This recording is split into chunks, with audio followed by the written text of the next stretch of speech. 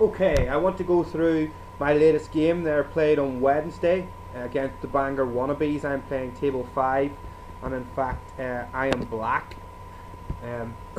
So, it started off with a Eurosoft opening, which really goes e4, e5, bishop c4, knight f6, which is actually the Berlin defense, followed by d4, which is the pawn's Yana Gambit, and if it's taken by black, uh, followed by knight f3, then it heads off to the Eurosoft Gambit. Now I think there's a couple of different move orders you can have here. I think you can have, for example, you would have the knight to there, followed by the pawn to here, and then your knight coming into there, I think, which would be one line. Chessmaster actually gives that called the Max Lang attack, but that wasn't the actual variation I chose, which actually continues in my game as d6, followed by the castle, which I think the castle is actually in the Eurosoft Gambit also. But anyway, it seems as if this pawn is really hanging here, but I can see most people will understand that if I go and take that pawn, then I end up in a sticky situation with check there, so you can't really take that. So I decided to bring bishop to e7 next.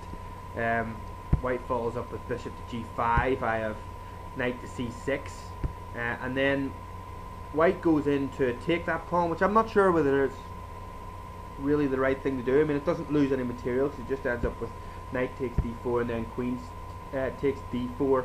At this point, because white is castled at this point, I'm thinking maybe I wouldn't mind castling down here just to try and extend this game out a little bit. So at the minute I'm thinking maybe of bringing my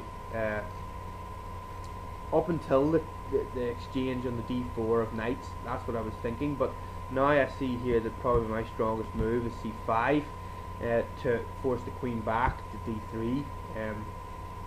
Obviously I can't go forward because the knight will hit it, can't go here because the pawn will take it, so it almost has to go back, and once that happens then I'm almost forced now to go and castle short because my pawn structure is a little bit ruined. Well, it's not ruined, but it's just not quite so close on the queen side. So my next move then, now that up until the exchange, you see on d4, if we just go back just a little bit, you can see that I'm holding this pawn here, which is probably hampering white's play a little bit. It's stopping his development by bringing his knight to here. He can obviously probably go and bring his knight to this square, but it's just not as clean.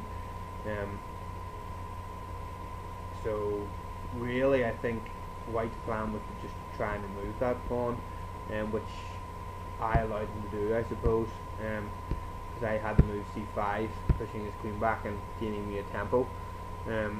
At which point then, as I've talked about, I then castled. White followed up with knight c3 now that he can bring his knight out because the d4 pawn's gone. I bring my bishop to d7 because I'm thinking the knight's maybe coming here or it's coming here, and either way, you know, I want to have my knight coming onto this square here to defend it here, and it's already defending this square anyway. Although there's 1, 2, 3 pieces hitting it, I don't have anything sitting here, so if his bishop comes down, I suppose I can take his bishop and his queen will come down here protected hitting this pawn, but I can just bring my rook across. So I figure that I need my bishop here in the right square just in case anything starts to happen in this square or this square. Next, white plays rook to e1, which I think is definitely right, because you've got this pawn being pushed here then, and if the pawn takes, then you lose it because the rook comes down, or you have to move this knight somewhere awkward, up to here or across, which none of them I really like. So I figured that the best place really to bring it back was actually to bring it back to e8, which has rearranged my pieces then into quite a solid format, and I'm also hitting his bishop now. So white forced the exchange, bishop takes e7, I did queen takes e7, and then he brought his knight to d5, hitting the queen, and I just decided to go for queen to g5, which obviously generally leads to this situation here when you have your queen or your bishop coming across here and locking that. I wasn't 100% sure how I could carry on and finish that off. I saw that that was a position I could get into. I'm never quite sure how it just really weakens the pawn structure and it almost locks the king into these two squares for the meantime. But in fact, my opponent opted not to do that. Rather than playing queen g3 with the pawn, he played queen g3 and offered a queen sacrifice, which I accepted because it ruined his pawn structure a little bit with h takes g3. And then I also have the next move, which is bishop e6, which I think my opponent worried a little bit on, but really I didn't think there was too much to worry about, because if I take his knight, for example, knight takes, or sorry, bishop takes knight,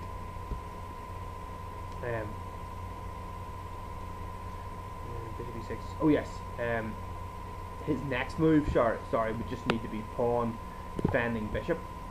So if pawn takes knight, I didn't think he really had anything. I think he worried a little bit too much about it. I think he even tapped the table at this point, I wasn't sure.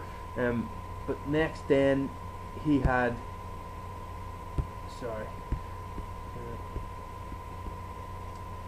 he had knight to e7 check, which I thought was quite easily dealt with just king takes h8, and then I think this is the blunder coming up here then, which is bishop takes e6, which leads to, oh no, it's f takes e6, and now the knight's trapped, the knight can't get out.